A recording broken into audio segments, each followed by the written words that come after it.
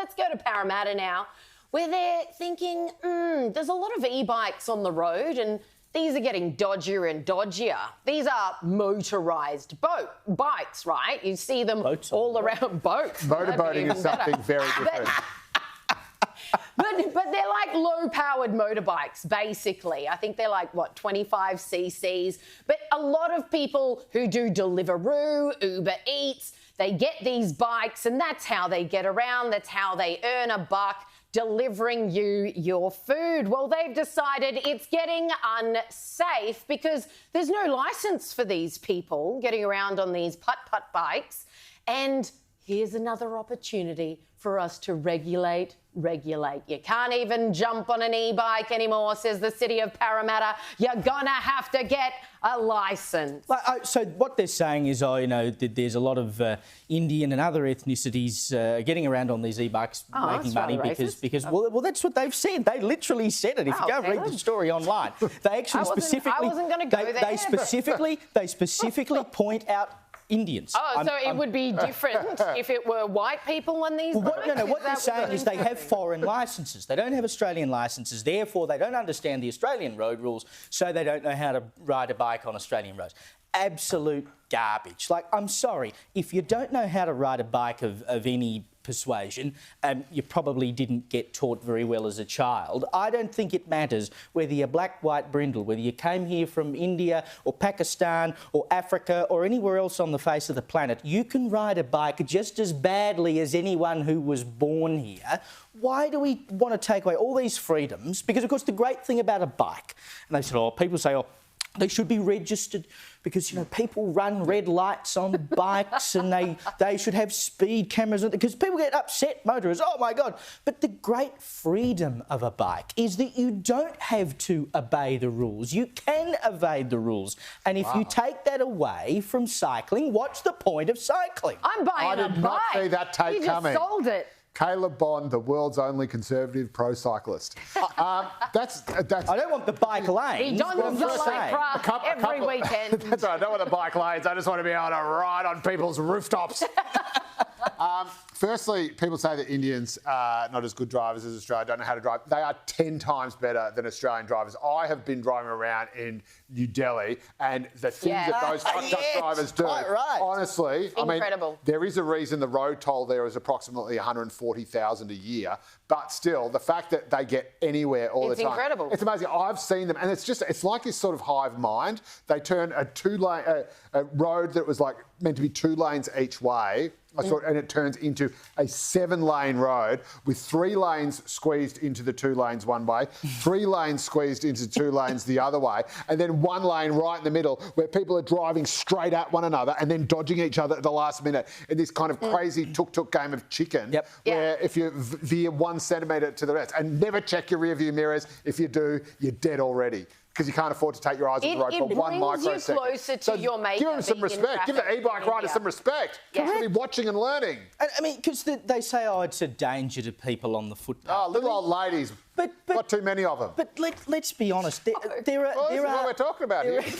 But what about people who get around on those mobility scooters? Exactly. Right? And they can be just as much of a menace as anyone on an e-bike. You're on a motorised, bike or whatever it might be. You're trundling down the footpath. You're just as prone to knock someone over. So do we then say that you need to have a licence to get on a mobility scooter? Do we say that kids need licences to get a bike? They'll need a licence to get an electric scooter to ride around as kids? Where does this stuff end? What we need is an e-bike and a mobility scooter going head-to-head in Harris Park.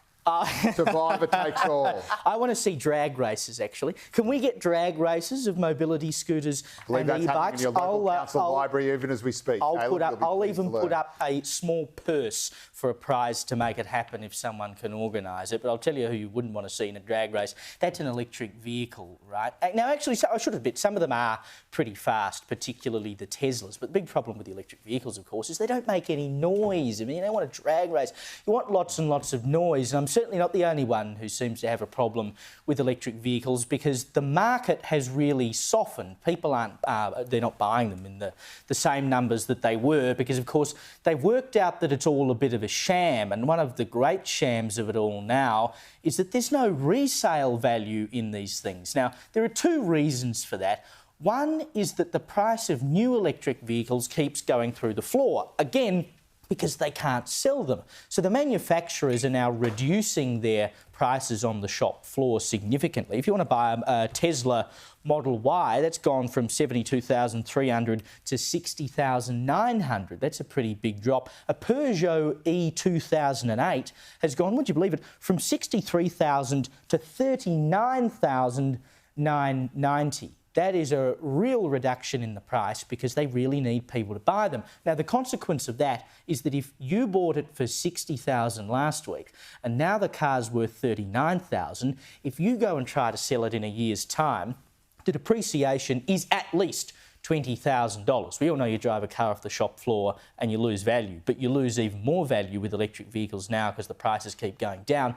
And then the technology keeps improving with every year. So every time the range goes up, the driving range on a new electric car, it means your old electric car is worth less and less and less. It's no surprise, I think, that people are not buying them, and now these manufacturers are desperate to try and move them off the dealership floor, because people have woken up and gone, you know, it sounded nice for a few minutes, but it's just not practical. Yeah, not to mention charging them is an absolute nightmare. There's lines out the door no matter where you pull in. I see them all the time, and I'm just like, good luck with that. Fueling up still takes less than 2 minutes.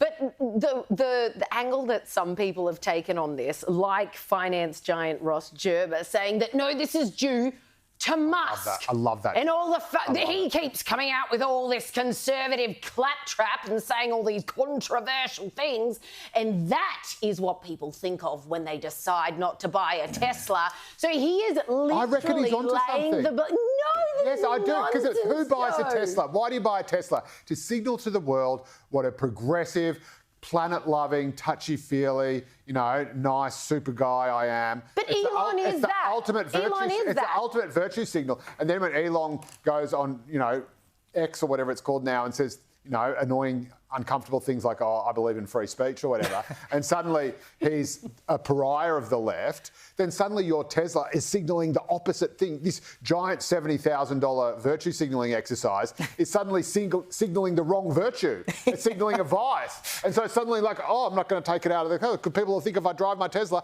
I like Elon Musk. I reckon really Ross Gerber, stupid. I don't know who he is or whether he's a company or a person or an entity. He's actually an investor in Tesla himself. But so. I reckon he's onto something, because obviously, like you said, the reason you buy an electric car is it can't be because it's more convenient, because it's not, because you have to wait for half an hour. I can't even wait for my phone to charge. It's not more convenient. It's not cheaper, it's whatever.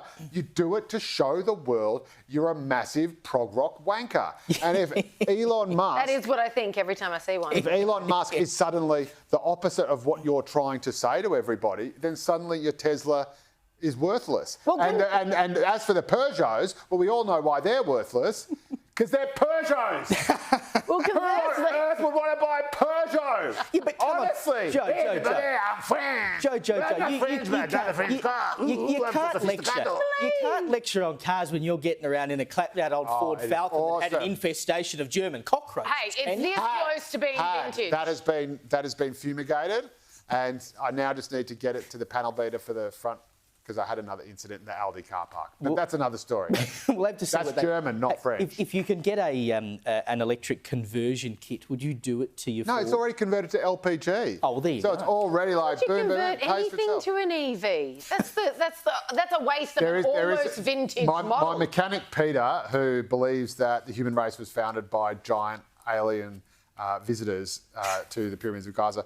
Look, has it been disproved? No, it hasn't. No, I'm all in. He's the smartest man I know. Apparently, there are actually ways where you can get your favourite old car, like your American muscle car that you love, and they will take out the old petrol engine and put in an electric engine. Oh, no. And it only costs about...